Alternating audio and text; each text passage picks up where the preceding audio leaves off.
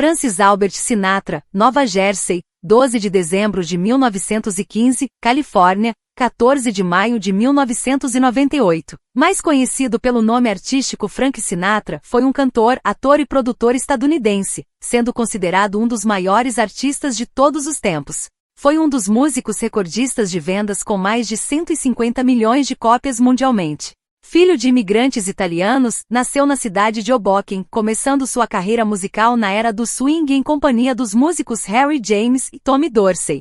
Sinatra encontrou a fama como artista solo, depois que assinou contrato com a gravadora Columbia em 1943, tornando-se o ídolo das Bob Soxers. Lançou seu álbum de estreia, The Voice of Frank Sinatra, em 1946. Sua carreira profissional havia parado no início da década de 1950, voltando para a cidade de Las Vegas, onde tornou-se um dos mais conhecidos artistas de residência, integrando o grupo Rat Pack. Sua carreira renasceu com o sucesso do filme From Here to Eternity, 1953, lhe rendendo um Oscar e Globo de Ouro na categoria de Melhor Ator Coadjuvante. O cantor lançou vários álbuns elogiados pela crítica, incluindo In the Very Small Hours, 1955, Songs for Swingin' Lovers, 1956, Come Fly With Me, 1958, Only the Lonely, 1958 e Nice and Easy, 1960.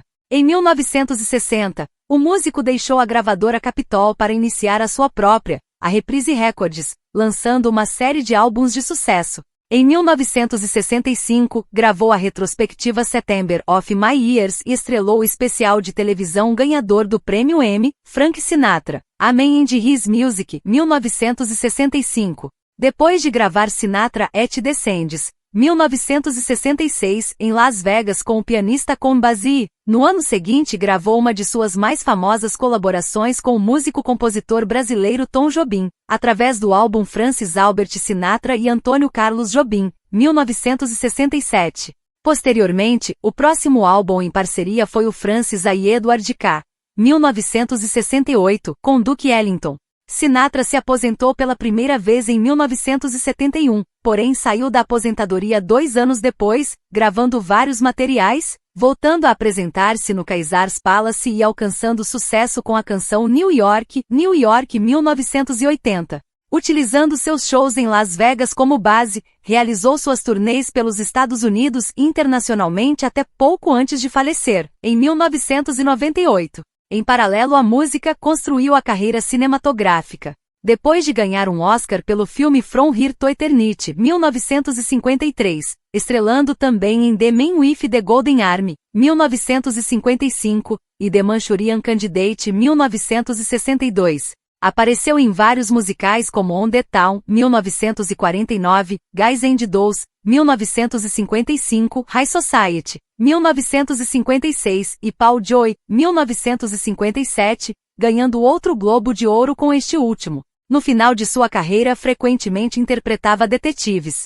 Mais tarde, receberia o Globo de Ouro Cecil B. DeMille Award em 1971. Na televisão, o programa The Frank Sinatra Show começou na American Broadcasting Company, ABC, em 1950, continuando a fazer aparições na televisão durante os anos 1950 e 1960. Esteve fortemente envolvido com a política desde meados da década de 1940 e ativamente fez campanha para presidentes como Franklin D. Roosevelt, Harry S. Truman, John F. Kennedy e Ronald Reagan. Chegou a ser investigado pelo Federal Bureau of Investigation por seu suposto relacionamento com a máfia. Francis Albert Sinatra nasceu no dia 12 de dezembro de 1915, na cidade de Hoboken, Nova Jersey. Era o único filho dos italianos Natalina Dolly Garaventa e Antonino Martino Marti Sinatra. Nascendo com 6,1 kg, durante o parto teve que ser expelido com a ajuda de um fórceps, o que causou cicatrizes graves em sua bochecha, pescoço e orelha esquerda, chegando a machucar o tímpano. Devido aos seus ferimentos no nascimento, seu batizado na igreja de São Francisco foi adiado para 2 de abril de 1916. Foi preciso realizar uma cirurgia no processo mastoide, deixando cicatrizes no pescoço. Durante a adolescência sofreu de acne, deixando marcas mais expressas em seu rosto. Sinatra foi criado como católico romano. Considerada uma pessoa enérgica e motivada, os biógrafos acreditam que Dolly Sinatra, mãe, era o fator predominante no desenvolvimento, na personalidade e na autoconfiança de seu filho. Segundo a ex-esposa de Frank, Barbara Sinatra, a mãe era rígida com seu filho na infância, chegando a bater nele. Dolly tornou-se influente em Hoboken e no Partido Democrata local. Trabalhando como parteira, ganhava cerca de $50 por parto, dirigindo também um serviço de aborto clandestino para meninas católicas italianas, apelidado de Atpin Dolly. Ela sabia falar outros idiomas, servindo como intérprete na região. O pai de Frank, Anthony Sinatra, foi um boxeador que lutava sob o pseudônimo de Marty O'Brien. Anthony trabalhou por 24 anos como bombeiro de Hoboken, chegando a ser capitão. Frank passou muito tempo na taberna de seus pais em sua cidade natal e, ocasionalmente, cantava em companhia de um piano mecânico. Durante a crise de 1929, Dolly fornecia dinheiro a seu filho para passeios com amigos e para comprar roupas caras, ficando conhecido pelos vizinhos como o garoto mais bem vestido da vizinhança. Na época, sendo um jovem excessivamente magro e de baixa estatura, fez com que Frank fosse alvo de piadas durante os shows de canto. Ainda jovem, desenvolveu um interesse pela música, particularmente pelo jazz, acostumado a ouvir Jane Austen, Rudy Vallee, Russ Columbo, Bob Eberly e fortemente influenciado por Bing Crosby. Seu tio, Domenico Sinatra, por parte de mãe, deu-lhe um ukulele em seu 15º aniversário, começando a apresentar-se nas reuniões de família. Em 1931, organizou bandas para bailes escolares.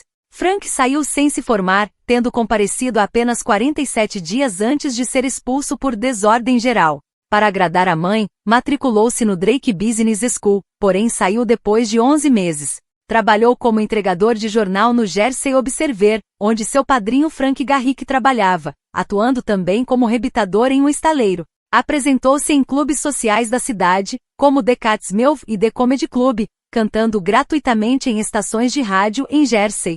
Em Nova York, Sinatra conseguiu um emprego cantando em salas de jantares ou fumódromos. Para melhorar seus discursos, começou a ter aulas de elocução por $1 do professor de canto John Quinlan, que foi uma das primeiras pessoas a notar o alcance de seu vocal. Sinatra começou a cantar profissionalmente na adolescência, porém nunca aprendeu a ler notas musicais. Conseguiu sua primeira pausa em 1935, quando sua mãe convenceu um grupo de canto da região, 3 Flashes, a deixá-lo participar. Fred Tamburro, o barítono do grupo, afirmou que Frank pairava ao nosso redor como se fossemos deuses ou algo assim, admitindo que os membros só o aceitaram porque ele possuía um carro e poderia levar o grupo nos lugares.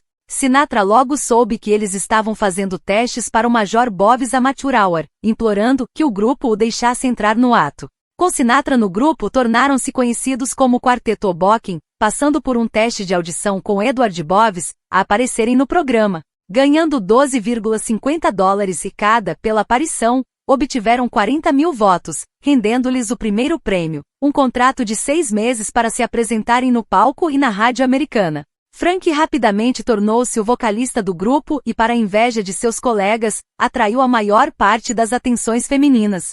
Devido ao sucesso do grupo, Bobs continuou a pedir para que eles retornassem disfarçados sob diferentes pseudonimos, variando entre os nomes D.C. Calcus Cocamamis e The Bayonne Bacalas. Em 1938, Frank trabalhou como garçom e cantor em um Roadhouse e restaurante ou bar à beira da estrada, chamado The Rustic Cabin, localizado em Inglewood Cliffs, Nova Jersey, pela qual ele recebia $15 por semana. O bar logo foi sintonizado à estação de rádio VNL de Nova York, com ele começando a apresentar-se junto a um grupo ao vivo durante o desfile Dance Parade. Apesar do baixo salário, ele percebeu que esta era uma oportunidade, chegando a gabar-se aos amigos de que ele iria se tornar tão grande que ninguém poderia ao menos tocá-lo. Em março de 1939, o saxofonista Frank Mané, que já o conhecia da rádio VAT de Jersey City, onde ambos tocavam em transmissões ao vivo, preparou uma audição para Sinatra gravar a canção Our Love, sendo sua primeira gravação em estúdio solo. Em junho de 1939, Harry James, que tinha ouvido Sinatra cantar em Dance Parade, assinou um contrato de 2 anos com Sinatra, uma noite após um show no Teatro Paramount em Nova York. Através da banda de James foi que o músico conseguiu lançar From the Bottom of My Heart em julho daquele ano. Vendendo um pouco menos de 8.000 cópias, outros registros foram lançados com James até 1939, como a música All or Nothing at All, chegando a ter poucas vendas inicialmente. Graças aos treinos de canto, pôde cantar 2 tons acima, desenvolvendo um repertório que incluía as canções My Buddy Will Veep For Me, It's Funny To Everyone But Me, Here Comes the Night on a Little Street in Singapore e Siribiribim, e Every Day of My Life. Com o passar do tempo, Sinatra ficava mais frustrado com o status de seu amigo James, sentindo que não estava almejando o sucesso e aclamação que esperava. O pianista Hank Sanicola o convenceu a continuar no grupo. Entretanto, em novembro de 1939 largou o grupo de James, passando a atuar como vocalista na banda de Tommy Dorsey, substituindo Jack Leonard. Assinou contrato com Dorsey por $125 semanais no Palmer House, em Chicago, com James concordando amigavelmente em liberá-lo de seu contrato. Em 26 de janeiro de 1940, Sinatra fez sua primeira aparição pública com a banda no Teatro Coronado em Rockford, 66, abrindo o show com a canção popular Sardusto 1927. Dorsey recordou: "Você quase podia sentir a excitação que vinha da multidão quando o garoto se levantava para cantar, lembrando que ele não era um ídolo matinê, era apenas um garoto magro e orelhudo. Eu ficava lá e quase me esquecia de fazer meu próprio solo." Dorsey foi uma grande influência sobre Sinatra, tornando-se uma figura paterna. O músico copiou os maneirismos e traços de Dorsey, tornando-se um perfeccionista exigente, adotando o hobby de trens de brinquedo.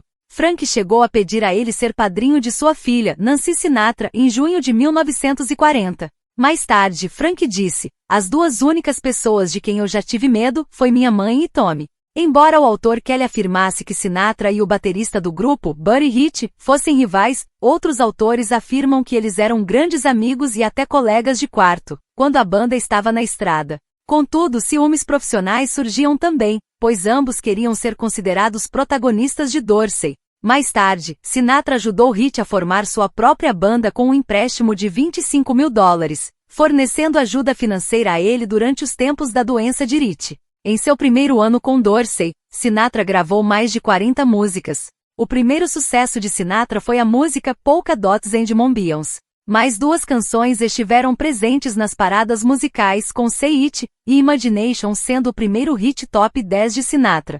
Sua 4ª aparição nas tabelas foi I'll Never Smile Again, liderando o ranking por 12 semanas em meados de julho de 1940. Outras gravações com Dorsey foram lançadas a partir da gravadora RCA, na época, com o selo de RCA Victor, com uma soma de 12 canções em 3 anos. Como seu sucesso e popularidade cresceu, Sinatra pressionou Tommy para permitir que ele gravasse algumas músicas solo. Dorsey finalmente cedeu, e em janeiro de 1942, Sinatra gravou Night and Day 1932, The Night We Called It a Day, The Song Is You e Lamplighter Serenade em uma sessão de gravação no Bluebird, com Axel Sordal como arranjador e maestro.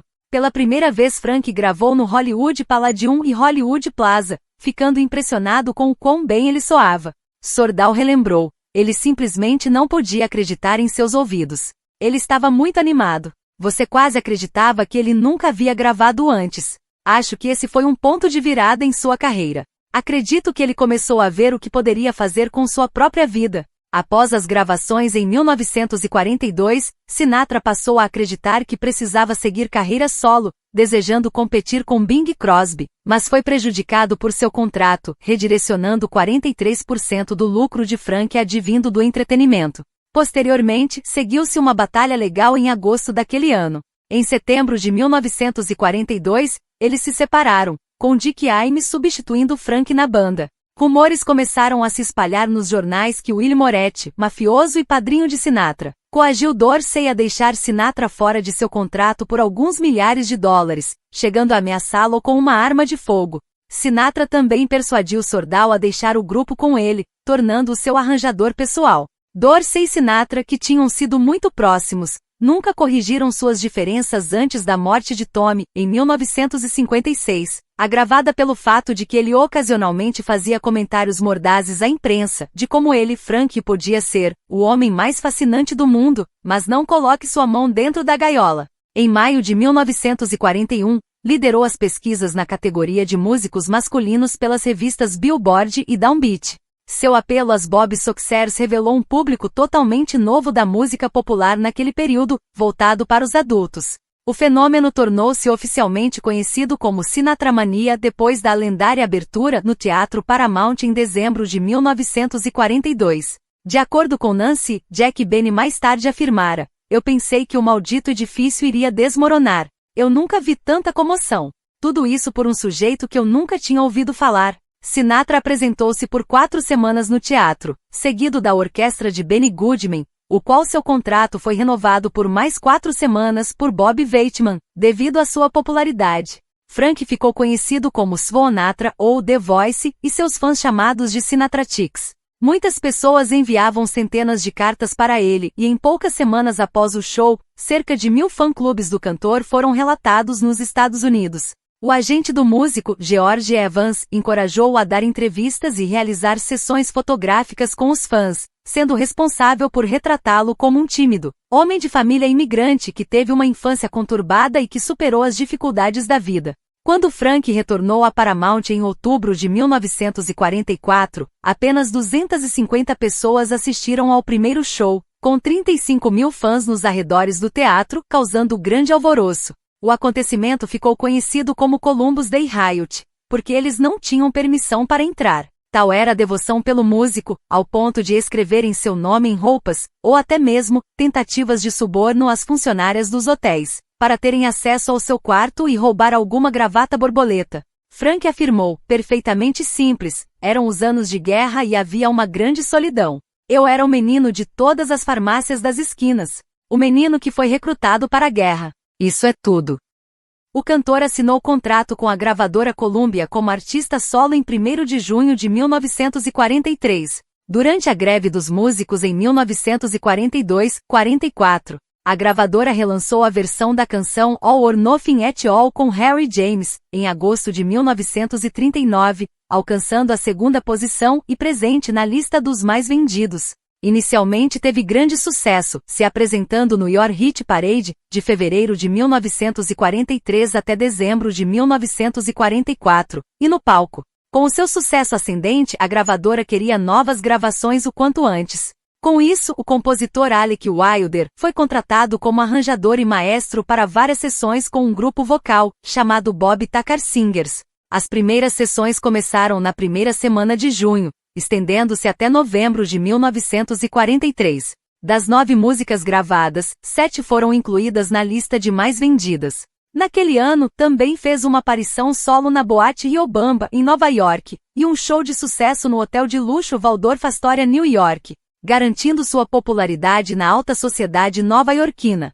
Sinatra lançou os singles ULL Never Know 1943, Close to You Sunday, Monday, or Always, e People Will Say We Are in Love. No final de 1943, de acordo com uma pesquisa da Downbeat, ele era mais popular que Bing Crosby, Perry Como, Bob Eberle e Dick Haynes. Frank não chegou a servir nas Forças Armadas durante a Segunda Guerra Mundial. Em dezembro de 1943, foi oficialmente classificado como 4F por seu comitê de recrutamento, por causa de um tímpano perfurado. No entanto, os arquivos do exército americano relatavam que o músico não era considerado aceitável do ponto de vista psiquiátrico.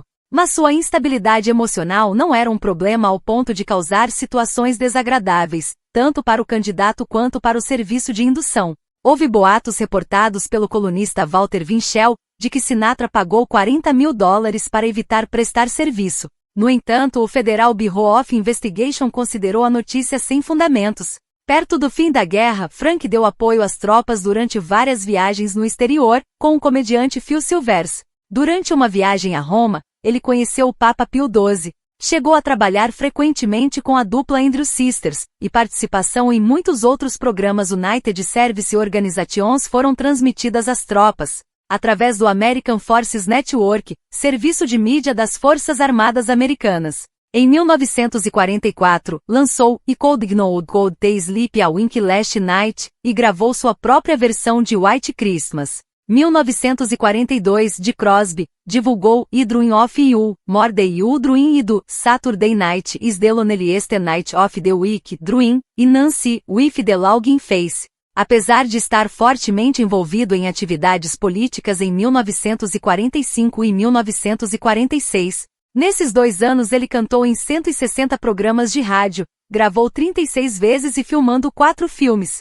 Se apresentou no palco até 45 vezes por semana, cantando 100 músicas diárias, arrecadando $93 mil por semana. Com a divulgação de 5 singles, dentre elas a canção The Coffee Song 1946, lançou seu primeiro álbum, The Voice of Frank Sinatra, 1946, alcançando a primeira posição na Billboard. William Ruman do AllMusic escreveu que o cantor levou o material muito a sério, cantando as líricas de amor com absoluta seriedade e que a influência clássica de seu canto davam profundidade e significado incomum na música. Vendeu cerca de 10 milhões de discos naquele ano. Tal era o domínio dele na Columbia, que favoreceu o lançamento de Frank Sinatra Conducts The Music of Alec Wilder, 1946, querendo atrair o público jovem. No ano seguinte, lançou seu segundo álbum, Songs by Sinatra, 1947, com músicas de clima e ritmos parecidos, como How Deep is the Ocean,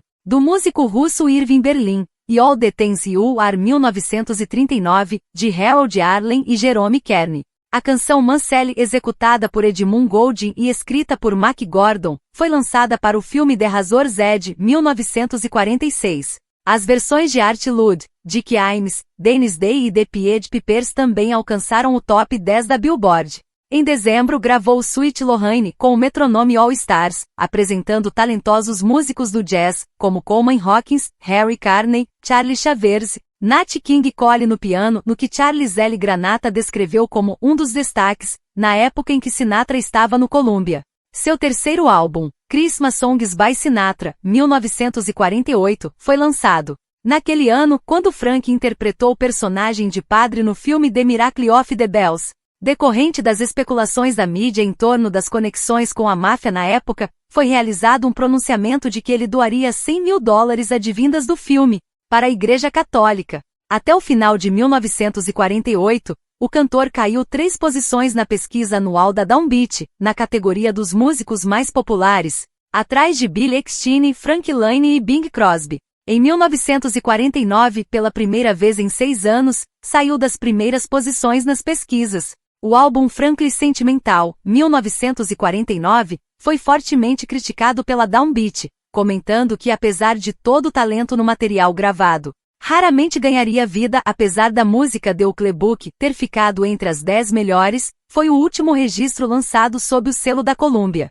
Os 2 últimos álbuns de Sinatra, Dedicated to You e Sing and Dance with Frank Sinatra, foram lançados em 1950, pela Columbia. Naquele período, o ponto mais baixo de sua carreira foi a morte do publicitário George Evans, vítima de um infarte em janeiro de 1950. De acordo com o compositor Jimmy Van Heusen, amigo próximo de Frank, a morte de Evans para ele foi um enorme choque, desafiando as palavras, sendo crucial a profissão e popularidade com as Bob Soxers. A reputação de Sinatra continuou diminuindo após surgirem relatos de um caso extraconjugal com cantora e atriz, Ava Gardner, e ao divórcio com Nancy. Embora ele insistisse que seu casamento havia terminado há muito tempo, antes mesmo de conhecer Gardner. Em abril, Frank foi contratado a apresentar-se no clube noturno Copacabana, em Nova York. No entanto, teve que cancelar a reserva de 5 dias, decorrente de um problema na garganta. O então falecido Evans certa vez alegou: sempre que Sinatra sofria com problemas de garganta e perda de voz, era por conta da tensão emocional, deixando-o destruído. Passando por dificuldades financeiras após seu divórcio e declínio na carreira, foi forçado a pedir um empréstimo de $200 mil da gravadora, para o pagamento dos impostos.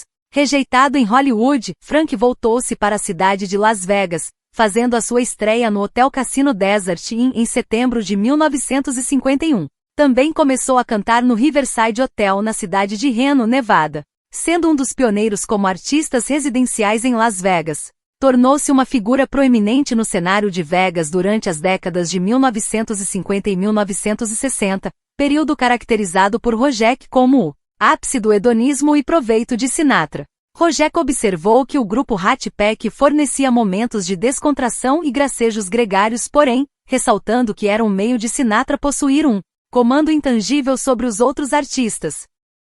Em março de 1953, Sinatra se encontrou com o vice-presidente da Capitol, Alan Livingston, assinando um contrato musical de 7 anos. Sua primeira gravação foi em Los Angeles, nos KHJ Studios, com Axel Sordal na regência. A sessão produziu 4 gravações, incluindo I'm Walking Behind You, o primeiro single. Após 2 semanas no Havaí filmando From Here to Eternity, 1953, Frank retornou ao estúdio em abril para sua primeira sessão de gravação com Nelson Riddle. Depois de gravar a primeira música, I've Got the Old on a String, Frank expressou sua gratidão a Riddle, afirmando, "Maravilhoso!", exclamando, "Estou de volta. Baby, estou de volta", após ouvir as reproduções de áudio. O lançamento do filme From Here to Eternity, em agosto de 1953, marcou o início de um notável renascimento na carreira de Sinatra. O autor Tom Santopietro afirmou que o músico deu início a um trabalho árduo, em um cronograma impressionante de gravações musicais, filmagens e concertos, descrevendo como uma nova e brilhante fase. Realizando várias apresentações, chegando a viajar de Las Vegas para Los Angeles em um monomotor, realizou sua primeira apresentação no Sands Hotel and Casino. Em outubro de 1953, a convite do empresário Jack Intrater, que já havia trabalhado no Clube Copacabana. Em média no cassino, apresentava-se 3 vezes por ano, adquirindo posteriormente sociedade no hotel. As sessões que se estenderam até novembro de 1953, Sinatra e Riddle desenvolveram e refinaram suas colaborações musicais, com Frank fornecendo orientações específicas sobre arranjos. Seu primeiro álbum pela Capitol foi Songs for Young Lovers, 1954, incluindo a canção My Funny Valentine 1937, tornando-se marca registrada de seus últimos concertos. Nesse mesmo mês lançou o single Young at Heart, sendo premiado como Canção do Ano. Em março gravou e lançou Three Coins in the Fountain, e Powerful Ballad, alcançando a posição de número 4. O segundo álbum de Sinatra com Riddle, Swing Easy, 1954, que refletia seu amor pela linguagem do jazz, de acordo com Granata. Naquele ano, o álbum foi nomeado como Álbum do Ano, e vocalista masculino favorito pela Billboard, Downbeat e Metronome. Sinatra chegou a considerar Riddle o maior arranjador do mundo, e Riddle considerando Frank um perfeccionista, afirmando, "Não é apenas isso que suas intuições, frases e até mesmo suas configurações musicais são surpreendentemente certeiros. Seu gosto é impecável. Ainda não há ninguém que possa se igualar." Em 1955, foi lançado In the Very Small Hours. De acordo com Granata, foi seu primeiro álbum conceitual a fazer uma declaração persuasiva, com um programa extenso de humor melancólico. O músico embarcou em sua primeira turnê pela Austrália. Outra colaboração com Riddle resultou no desenvolvimento de Songs for Swingin' Lovers, 1956, sendo visto como um de seus melhores álbuns por alguns avaliadores. O álbum possui a gravação de I've Got You Under My Skin 1956, com Frank prestando cuidados meticulosos, sendo necessário 22 takes para aperfeiçoá-lo. As gravações começaram em fevereiro de 1956, nos estúdios da Capitol Records Building, 194, com uma orquestra sinfônica completa de 56 peças. As gravações de algumas canções revelavam uma voz sensual, surpreendentemente alcançada através da tensão crescente e do lançamento das linhas vocais de Sinatra. Enquanto a gravação de River Stay Away From My Door demonstrava o brilhantismo como um improvisador sincopado. Riddle chegou a alegar que Sinatra teve um prazer particular em cantar The Lady Is a Tramp, e que sempre cantou esta canção com certa luxúria, fazendo gestos sinalizantes durante o canto. Um álbum instrumental foi divulgado, Frank Sinatra Conducts Stone Poems of Color, 1956, interpretado como uma remissão de seu relacionamento fracassado com Gardner. Também naquele ano, cantou na Convenção Nacional Democrata, apresentando-se junto ao grupo The Dorsey Brothers por uma semana no Teatro Paramount. Apenas em 1957, lançou-se os álbuns Close to You, A Swingin' Affair e Where Are You? Este último foi seu primeiro álbum em estéreo com Gordon Jenkins. Alguns editores consideram Close to You o álbum conceitual mais próximo da perfeição durante a Era Dourada, e o melhor trabalho de Riddle, sendo extremamente progressivo, aos padrões da época. Foi estruturado em 3 atos musicais, cada um começando com as músicas. O balance musical das faixas de A Swingin' Affair foram advindas de Swingin' Lovers, solidificando a imagem de Sinatra como swinger, tanto do ponto de vista musical como do visual.